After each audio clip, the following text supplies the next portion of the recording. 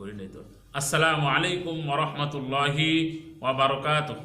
ওয়ালাইকুম আসসালাম ওয়া রাহমাতুল্লাহি ওয়া বারাকাতুহু। নাহমাদুহু ওয়া নুসাল্লি আলা রাসূলিহিল কারীম, আম্মা বা'দ। ফাআউযু বিল্লাহি মিনাশ শাইতানির রাজীম। বিসমিল্লাহির রহমানির রহিম। ওয়াল আসর ইন্নাল ইনসানা লাফি খুসর ইল্লাল্লাযীনা আমানু ওয়া আমিলুস সালিহাত ইলা আখিল আয়া। সাদাকাল্লাহুল আযীম।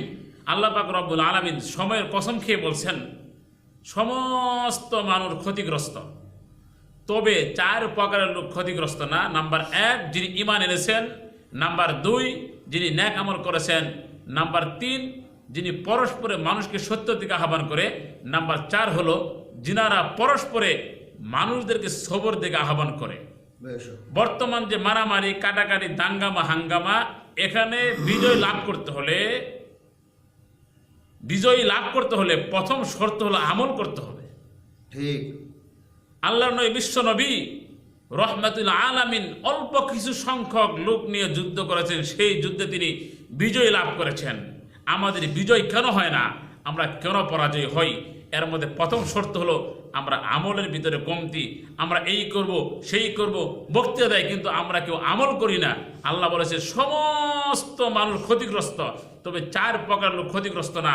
এর মধ্যে 1 নম্বর, যিনি আমল করেছেন, ঈমান এনেছেন, সত্যের দিকে আহ্বান করেছেন, সবরের দিকে আহ্বান করেছেন। আসুন আমরা ঐক্যবদ্ধ হই, মানুষকে সবরের দিকে আহ্বান করি, নেক আমলের প্রতি আহ্বান করি, আমল করি। যদি আমল না করি, যুদ্ধের ময়দানে গেলে আমাদেরকে আল্লাহ পাক রব্বুল আলামিন কোনোদিনও ফেরেশতার মাধ্যমে সাহায্য করবে না। যেমনিভাবে নবীর জন্য ফেরেশতাকে সাহায্য করেছেন, ওনার আমল ভালো ছিল, চরিত্র ভালো ছিল, কথাবার্তা ভালো ছিল, ঈমান ছিল, নেক আমল ছিল, সব কিছু সুন্দর ছিল।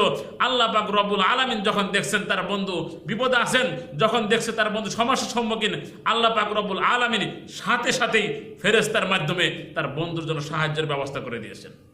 ঠিক তেমনি ভাবে আমরা যদি সেভাবে আমল করতে পারি, ঈমান নিয়ে যুদ্ধের ময়দানে নামতে পারি, ঠিক মতো আমল করতে পারি, আল্লাহ পাক রব্বুল আলামিন যখন দেখব মুসলমানরা পরাজয় হয়ে যাচ্ছে, আল্লাহ পাক তার কুদরতি, তার মায়ার নজরে আল্লাহ পাক রব্বুল আলামিন শত শত ফেরেশতা পাঠিয়ে আমাদের মতো মুসলমানদেরকে সাহায্য করবে। ঠিক কিনা বলেন? তাই আসুন আমরা আমল করি, পরস্পর ঐক্যবদ্ধ হই, এবং আমলের মাধ্যমে আল্লাহ সাহায্য নিয়ে যদি মাঠে নামতে পারি, ইনশাআল্লাহ সুম্মা ইনশাআল্লাহ আল্লাহ পাক রব্বুল আলামিন অবশ্যই আমাদের জন্য বিজয়ের ফয়সালা করে দেবেন ইনশাআল্লাহ।